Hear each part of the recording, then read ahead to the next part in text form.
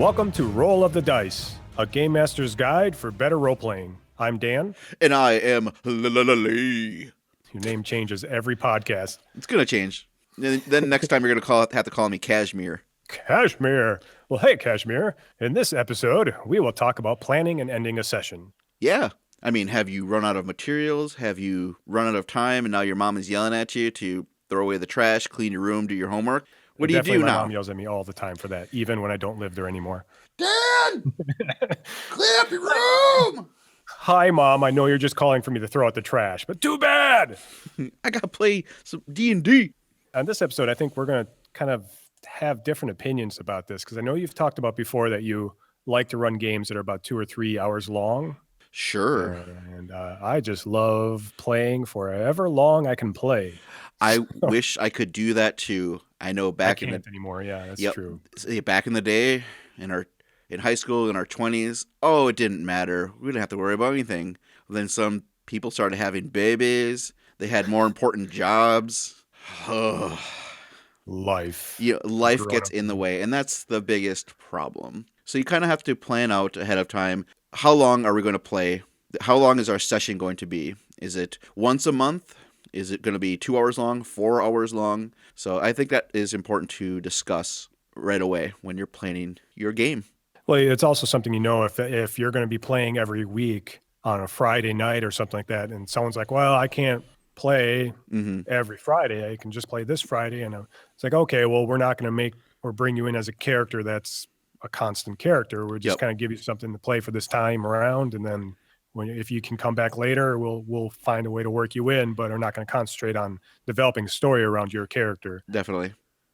As a GM, you said before you plan more than, like, if you're going to play for 2 hours, you usually plan for more than that when you're planning as a GM, don't you? I always plan a lot more. I probably plan 3 times as much than I normally will. I do that just because of maybe the players skipped part of what I had planned for them, which is fine. Maybe they found a quicker solution that I didn't even think about, and that you avoided that combat session because of your good role playing. So let's move on to the next thing. So that's why I always want to be more prepared than less prepared than even I think, because you never know what's going to happen with these players. So that's part of your have a game plan. Have a game plan, plan a lot. Let's just say that you planned a lot ahead of time, but they still ate up all of your story ideas that you had. Well, why not go ahead and just add something in? Something silly, add a random encounter or something like that if that fits the story. Or sometimes you can just say, well, that's all I have. And you have half hour left of the session. If that's all you have and you really can't think of anything else that makes sense story-wise that you would just be tacking on just to do something, maybe it's okay to end that session right there. And you can take that time then too. If you end a session a half an hour early, instead of taking the beginning of the session the next time to go through your character and upgrade or use your experience points, figure things out, you could do that at the end of the game to save your time and get right into it the next session. Yeah, you can talk to the players afterwards. Just say, oh, okay, so what do you want to do with your character next session? They might say, I want to make sure that my character practices his sword skills, so that way I have a reason for him to upgrade his stats on his sword play.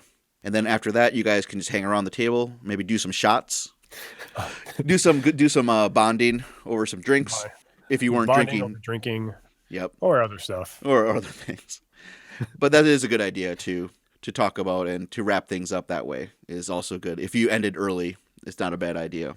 It's a good time to get feedback too, and find out if you're doing something they don't like, or or find out what they like about the game, where they're having fun with, and maybe you can adjust the next session to kind of have more of that interest to the players, as opposed to running something and them not enjoying it as much because you're moving it in there. Maybe they want it more combat oriented, so you're like, okay, I'll put more combat in the game.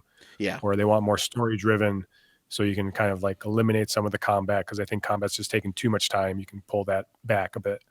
Yeah, and sometimes maybe you're in the middle of combat and the timer goes off and everyone has to leave at their time because they have to work in the morning like an adult. Boo.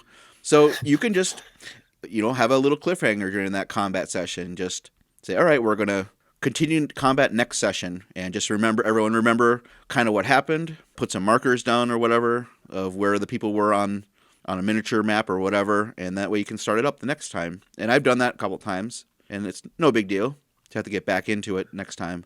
It's nice to recap that once you start the next session, because in the middle of combat, especially if it's not as common of a group that gets together all the time, Yeah. trying to remember where everyone was and what happened the last time. Like if it was a month ago, yeah, to get everyone's mindset back into the game.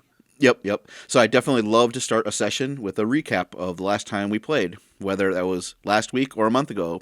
Sometimes people can't remember, and I completely understand. It's just, what did we do? And then you jog the memory. That's right. We were trying to get the gem of everlasting life. That's right. And doing that in the very beginning, just kind of going around the table and asking. And sometimes I just ask, do you guys remember what we did last time?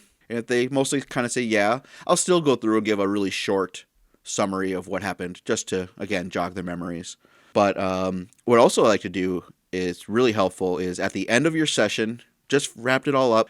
I like to write it all out, type out what happened in that session, email it, to message it to everyone. So then there's a little, I guess, record of what you guys did. And it's also fresh in your mind of what you guys just did, and to send that along. I remember you doing that before. And that's kind of a new, that's kind of a newer thing I started doing, and I really like it because it keeps the story fresh in my mind, and I can then go back to those notes and make sure I don't have any plot holes or anything like that, or remember, oh, that's right, I got to keep them on track for this. So that's also a good little tool I like to use. It's interesting, to bring that into the, to give it to the players as well.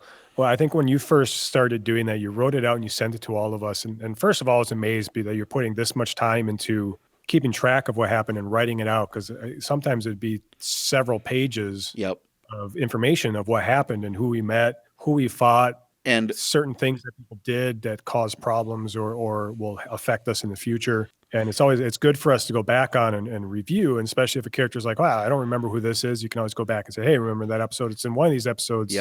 Search the doc for this guy's name, and there it is. Yeah, I really like it. You have a list of who the players were and what their characters were. Because sometimes, like you said, that person couldn't make it that Friday. All right, well then you have a list of it and says they weren't there. They were absent. And so you now know, okay, maybe in the story you had a reason why that character wasn't there. Maybe they got lost, or they were so drunk at the tavern that you just left them there and continued on their adventures. Yeah, and what I liked is because since we're creating a story together, I find it very valuable to go back maybe months or years later and look at all those notes and oh yeah, I remember that. That was a lot of fun. And if the players are reading it too, sometimes they can be like, hey, I did this, or, I meant it, this is the way I saw it in my head. Is that not what happened? Or if interaction with the person, if the GM forgets something of a way an event happened, even though it's written down pretty quickly after the game, a player character can come in and say, well, this is the way I saw it. Didn't this happen? How, and make sure they're both on the same page going forward, knowing what actually happened in the past in the game. That's a really good point, because sometimes as a GM, you're explaining it. Maybe you forgot to explain these couple different things, like the layout of the house or what exactly happened. Then the players are maybe they're thinking different things, or one person just didn't misheard you, and now they're thinking it completely different. And like, wait, what did you say? Oh, they see it written down. That's what you meant. Okay, now I get it. That makes a lot more sense. So definitely start a session, recap shortly of what you did last time you played. And keeping it a short session, such as, well, I guess I can consider it so short for 2 to 3 hours. Yeah. That's less to write when you recap it. Instead really of an all-day session that then now you have to recap the entire day. Oh, all day playing. I miss that. Oh man, that'd be fun. Yes, that's a lot. That's what we did in college all the time. We played. But we had friends come to visit us on the weekend, and they'd come visit us on a Friday night or something like that. We'd start gaming 6, 8 o'clock at night. Just keep going. And we went all night until the morning. We'd sleep for a few hours, get up, have breakfast, and get back to gaming. Yep. And game all day. It was crazy. That was really the event of what do you do? We role played all weekend. All week, all day, all weekend. Yep. Definitely. So that takes a lot of planning. And a lot of improv. But so what do you plan when you're planning your next session? What do you have to go over, Dan? What do I plan? What do you plan as a player? I guess. I plan nothing. I go, I'm getting into this because the GM has to tell me what's happening. Yep. And the GM, again, has to do tons of work. So what I like to do is, like I said, go through the story, make sure it makes sense, what you're doing, and then do research. So an example could be you're playing a game, we'll say in the Wild West. You know the characters are going to be traveling by train to North Dakota. Well, then get the map out of North Dakota and just see what's out there, what interesting things they might be able to find. That's a really bad example now I'm talking about it. There's nothing interesting in North Dakota. Let's go to South Dakota. They're going to the Badlands. There we go. And then, yeah. Sorry, North Dakota. Poor North Dakota. Yeah, you're not interested enough for even an example to talk about. So we're going to go down to South Dakota. I've been there. It's not that bad. Dan, I've driven through it a couple times. Driven through a couple times too. I'm trying to be nice here. I'm trying to not let people from North Dakota leave our podcast. Oh, sorry. No, they know they have to leave. We only have audience in North Dakota right now, and you killed them all. I killed them all? You killed them. I have such power. Yeah, usually when I go through North Dakota, I'm driving, just have my eyes closed, and I just go as fast as I can. It's a straight line, so it doesn't really matter. But, so yeah, do research. Say your characters are going somewhere, and it's actually something you can figure out, like going online, getting notes, getting pictures of maybe NPCs they're going to run into, locations, items that they're going to get. I like to do that a lot. So then you find this new weapon, and then you can show them the picture and show them exactly what it looks like. Like, ooh. Or show them a map of the location they're going and print it out, and you can hand it to them. Do some drawings if you're good at that. So I like to get all those things planned and squared off when I'm playing in the next session. Just a little bit extra stuff. As a player, I don't do much, I guess, planning for the game, but I do go over what happened the last game. I try to figure out where we're going, review my character, review the stats they have and abilities they have, make sure I'm not missing anything, forgetting about a flaw or ability they have that I haven't used. Just making sure I play the character right. And GMs will appreciate that. I appreciate that stuff. Definitely. I think we talked about almost everything about planning. Yeah. It's about planning and a few other things too. Sure. I think it was good. So that was planning and ending a session. If you would like to send us a question, do so. Roll of the Dice podcast@gmail.com or on Facebook at Roll of the Dice. And what are we going to talk about next episode? On the next episode, we're going to talk about keeping the players on track. On the track. We're going to keep them going. Make sure they keep on flowing. Going to not stop and going to be showing improv rap. I'm a rapid star. Rippity hop. Try. That's one thing I was really horrible at all. Is doing makeup songs. Because we're really, really white. We don't got rhythm. But you can polka, Dan. You know how to polka. It's in your blood. I do know how to polka. I can polka like hell. Damn. But I cannot rap. Right.